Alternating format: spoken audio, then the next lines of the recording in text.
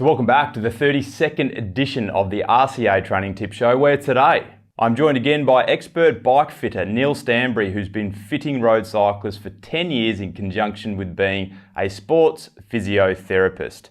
In today's video, Neill is going to run through a complete bike fit, as in if you were to try and fit yourself at home, this is how you would go about it. And look, I've had a ton of requests on the channel from you, the audience, to do this video today, as many people don't have access to good bike fitters in their area, and also the COVID situation around the world has made things a little tricky. So Neill is going to run through a sequence of critical bike fitting touch points step by step, and while outlining each critical touch point, I'll provide info cards that will pop up here. So as Neill is talking about specific topics, so cleat position, saddle height, saddle fore and aft, and also handlebars, you can deep dive on those specific topics by clicking on the pop-up that comes on the screen here, and I'll also provide links to those videos below.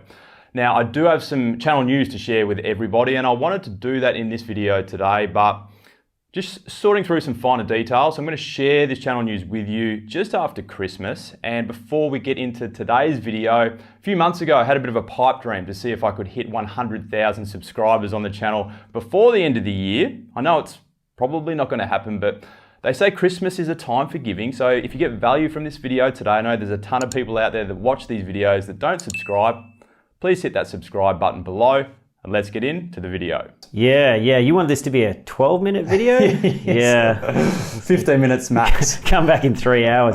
This is a tough one to condense it down. So look, the massive amount of caveats at the start of this one. This will be a really oversimplified kind of process, which I guess by necessity it has to be, because there's, as a person who's trying to sort themselves out at home, it has to be overly simple. You just the degree of minutiae of things that we go into when you're there in my clinic for 3 hours, you're never going to be able to replicate that at home. But if you wanted to get yourself roughly close, yes. What I would suggest you do, you will need a stationary trainer on your bike, obviously. If possible, some form of video recording, because it's not ideal to rely just upon what you're feeling. Humans are, cognitive bias and self-awareness of body position and motion is not equal among everyone. Some people have got great body awareness and they can sense a 2mm shim under their right foot. And I met a bloke last night who couldn't feel the difference between no shim and a 14mm shim underneath his shorter leg. So, it's highly variable, how well the person will be able to sense it. So some form of video, even if it's just your other half with a camera phone, is worth doing. So there's three kind of areas, like basic areas where you want to break this down. You start with the things that you can control relatively easily off the bike, which is the shoe. Okay. So sort out the foot, the cleat position primarily, then the pelvis, then the hands, in that order. Yeah, and I don't always fit people in this order. If their drop is clearly 50mm too low or too high, that'll be the first thing I'll change, right? I tend to start with the biggest problems and work my way down to the smallest problems. But if you're trying to do it at home, a sequence is a good thing to be able to work through. First thing to do, roughly set your cleat position, right? If the cleat's too far forward on the shoe or way too far back or something like that, it'll throw off other problems up into the position which you'll be unable to rectify. And we can do this before you even get on the bike. So we'll use your little splice bit of footage from how I found your cleat position and set it and measured it on the day. But essentially, find the joint line between your big toe and the rest of your foot. Just stick your fingernail into it. Once you've found it, mark it with a pen. Use your right foot for this. If your feet are different sizes, don't worry yet. That's a bit too far beyond the scope of this video. Okay. But base it off your right foot.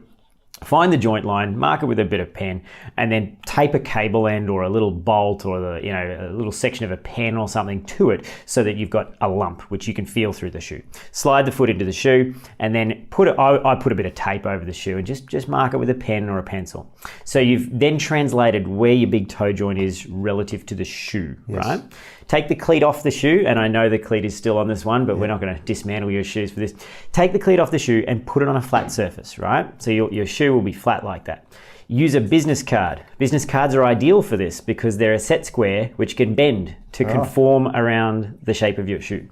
So stick it on a level surface, line it up with your mark that you've got and translate that mark using a pen. Just draw a line down on the tape that you've put on the shoe.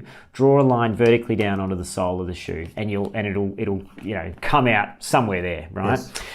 And then use a ruler and figure out roughly how far behind that point the middle of your cleat position is. Now, speed plays have got a little line on the base plate. Shimano cleats have got a tiny little notch on the side of the cleat. You might have to show some footage there if you can find it of someone zooming in. They're a bit hard to find.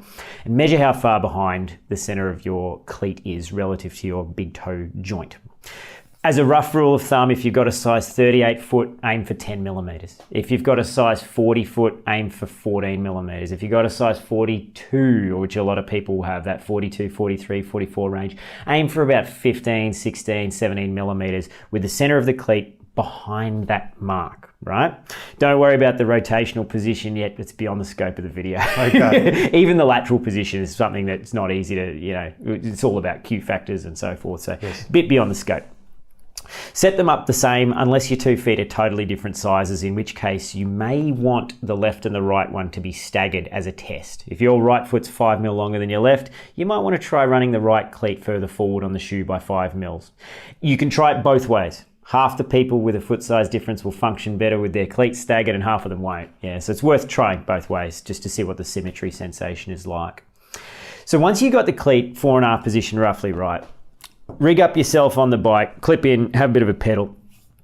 The seat height and the setback are the next two things to look at.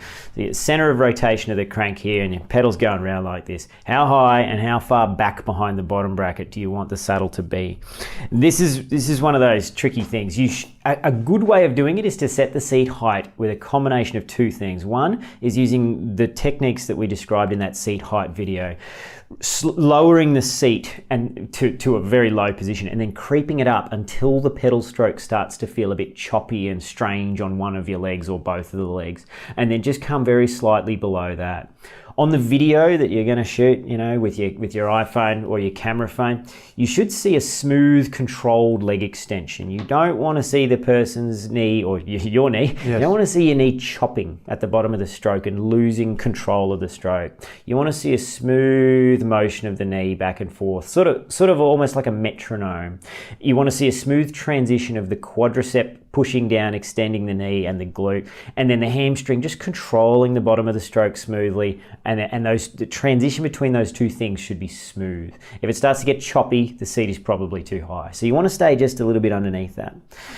Now, mixed into there is the setback. If the seat is too far forward, and this is a hard one to judge because you don't know where the front end is yet. If it's way too far out, the seat will feel like it's way too far forward and all this kind of stuff. But you want to see, that old thing, the plumb bob kind of trick. If your knee is roughly over the center of the pedal, on the downstroke, you're in the ballpark. It can be still 40 mil off, right? So I guess it's a pretty big ballpark. Yes. But what you then want to do is once the seat height is pretty close to where you want it, you think you've got control of the stroke, start moving the seat forward and back and have a feel of what it does to your hands primarily, and also secondarily to your pedal stroke. When the seat's too far forward, if it's at the right height, you'll start to feel really quad dominant. You'll feel like you're way out over the pedal. There'll be a lot of weight on your hands, probably a sign that the seat's too far forward. If it's way too far back, you'll feel really light on your hands, but you'll feel really hamstring heavy, and the stroke will feel like you're not kind of getting over the top of the stroke and pushing down solidly on the pedal, that kind of stomp, that push down that should feel nice and strong. You'll start to lose that when the seat is too far back. So what sort of pressure should somebody be riding while they're testing these things? Yeah, it's a good question. Somewhere around your 20-30 minute load. So Okay. it should be done at a decent tempo. Yeah. Yes. If they're cruising along at 50 watts, everything will feel heavy on the hands because there's going to be more weight on your hands when you're cruising than when you're going hard. You should be pedaling at a decent clip when you're doing this, yeah? And bear in mind, you move the seat back, the seat is getting further away from the crank. So as it goes back, you might feel, the pedal stroke feels a bit choppy again. I have to lower it a bit, yeah? Or if it goes forward, you might have to raise it a little bit.